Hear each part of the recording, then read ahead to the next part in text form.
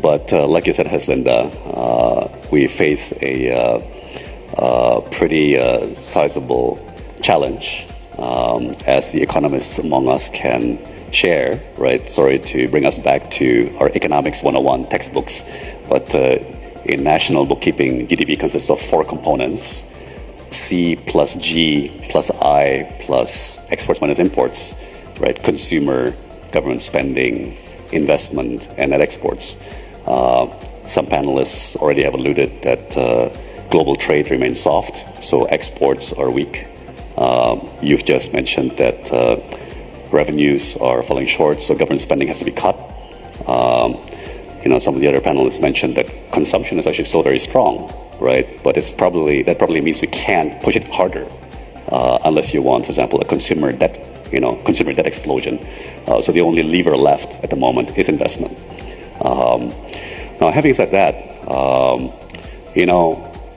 the difficult situation that we face and the rolling crises, if you will, European sovereign debt crisis, commodities price collapse, Brexit. I actually take a more sanguine view on this whole situation. In Indonesia, we have this famous saying, good times lead to bad policy, and bad times lead to good policy. Frankly, for example, I was brought into the cabinet last year to be trade minister, as you said, at a time when we were in the midst of that renminbi shock devaluation, and oil price was still headed down. Our currency was under pressure, and that's when 1 month after I joined the cabinet, we launched a major deregulation campaign. Right, that's Big Bang liberalization, they call it. Exactly. Well, we prefer not to use that word liberalization anymore, but we prefer to say modernization, right?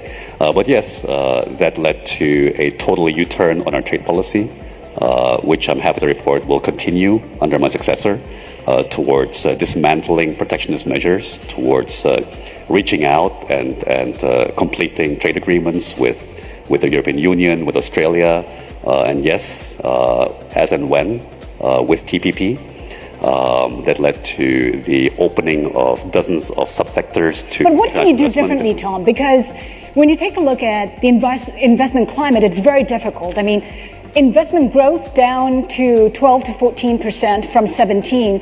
Indonesia is losing out to smaller rivals like Vietnam. It's lagging behind. I mean, how can you do it differently to ensure Indonesia becomes a more attractive destination? Well, the answer is both simple and hard, right?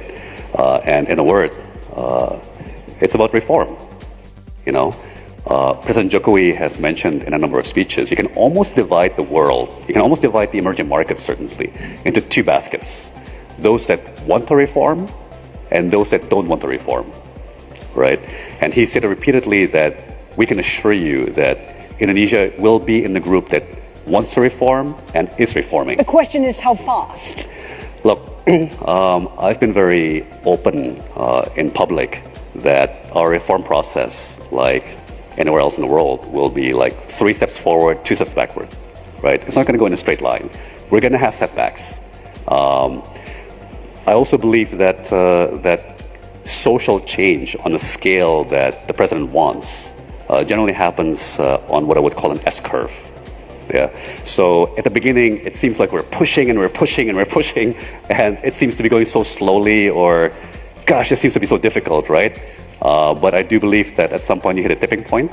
I call it the tomato ketchup bottle effect, right? You shake it and you shake it and you shake it, nothing's coming out, right? And then suddenly the whole bottle comes out. First such analogy that I've come across. So, sorry, maybe tipping point is a more technocratically acceptable term.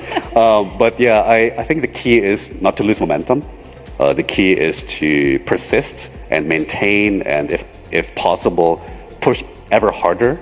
And I do believe you do hit a tipping point at some point. I mean, look, you mentioned we're losing out to regional neighbors such as Vietnam. I would say that Vietnam is an overnight success, 9 years in the making. The success You're saying people don't see the 9 years, they just see Vietnam opening up.